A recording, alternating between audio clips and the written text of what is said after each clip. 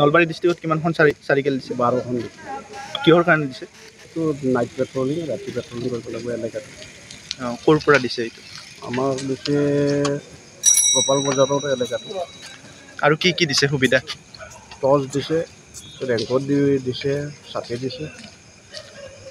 কিহৰ? 15 আগষ্টৰ কাৰণে পৰা চৰকাৰলৈ কেতিয়াৰ পৰা একশ্যন আৰম্ভ? আজিৰ পৰা। আজি কিমানখন চাইকেল ওলাই গৈছে প্ৰথম দিনটোত? 12খনেই ওলাই গ'ল। ক'ত ক'ত ডিউটি কৰিব? পইণ্ট আছে, 6টা পইণ্ট আছে। অলপ সুৰক্ষাটো পাবই, এইটো আৰু আমি চাইড চাই লওঁ। কেনেকুৱা সুবিধা? আমাৰ এলেকা অকল 1 কিলোমিটাৰ 2 কিলোমিটাৰ এলেকা আমি চাইকেল দি ঘূৰি ল'ম। ভিতৰে গাড়ীও নাযায় না কিছুমান জেগাত। এইবোৰ চাইকেল দি যাম, বাকীবোৰ গাড়ী পেট্ৰলিং আছে 4টা বাকী।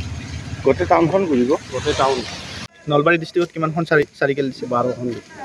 কিহৰ কাৰণে দিছে? এইটো নাইট পেট্ৰলিং, ৰাতি পেট্ৰলিং কৰিব লাগিব এলেকাত। ক'ৰ পৰা দিছে এইটো? আমাক দিছে গোপাল বজাৰৰ এলেকাত। আৰু কি কি দিছে সুবিধা?